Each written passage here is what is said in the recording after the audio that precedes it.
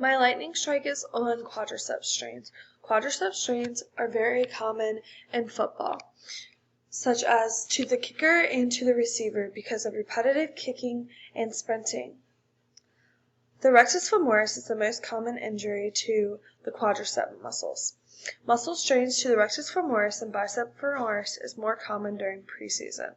Quadricep muscle injury causes more missed games than any hamstring or groin strains, and the athlete is 17% more likely to re-injure themselves. There are different types of muscle injuries, such as indirect or direct trauma, which leads to a player being unable to fully participate.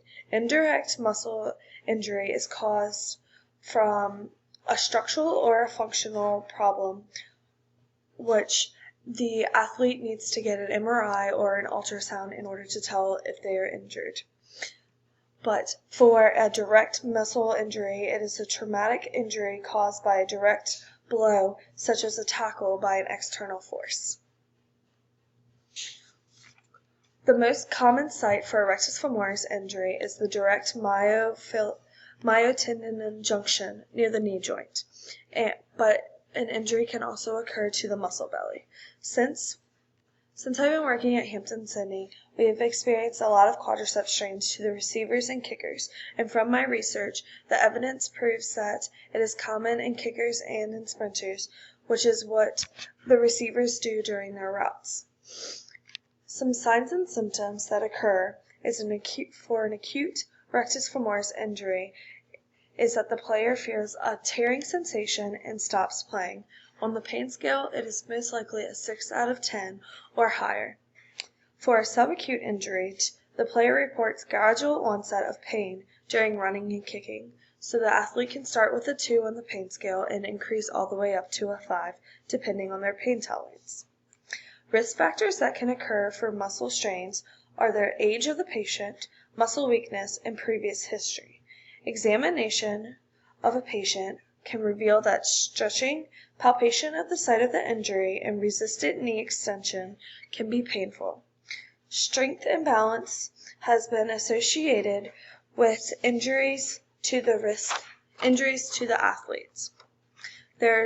These are some stretching activities that you can give to your athlete to help strengthen and stretch out their muscles. For an exercise program, there was a research done that preseason intervention has been shown to be effective in reducing muscle strains when testing two groups of soccer players. During preseason training, one group received an eccentric hamstring stretch training program, and the other group did not. The people that received the training got only 3 out of 15 of them had a muscle strain, but the control group only had 10 out of 15. So it shows that stretching really helps. The pre-athletic event stretching has been recommended with the goal of improving joint range of motion and to achieve optimal performance, decreasing stiffness, and decreasing the injury risk. At Hampden-Sydney, the injuries occurred often in preseason because of the lack of stretching and activities the athletes did. Another research article said that neuromuscular electrical stimulation treatment has been shown to decrease gait defects and reduce muscle fatigue in patients. But using NMES appears that the performance measures is damaging to the inflammation, and the article shows that suggesting cold water immersion would be better for an acute injury, such as here's some cold water tanks.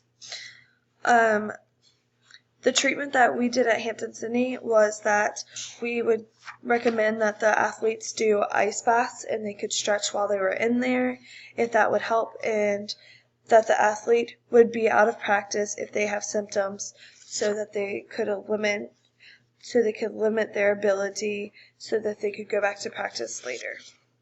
For return to play, I found an article about the different open chain kinetic exercises compared to closed chain kinetic exercises, and resulted in a significant increase in the number of athletes returning to their previous level of activities. Those patients who returned to their previous level of activity, patients who took part in the open kinetic chains experience were not as successful as the closed kinetic chain athletes. And that is it.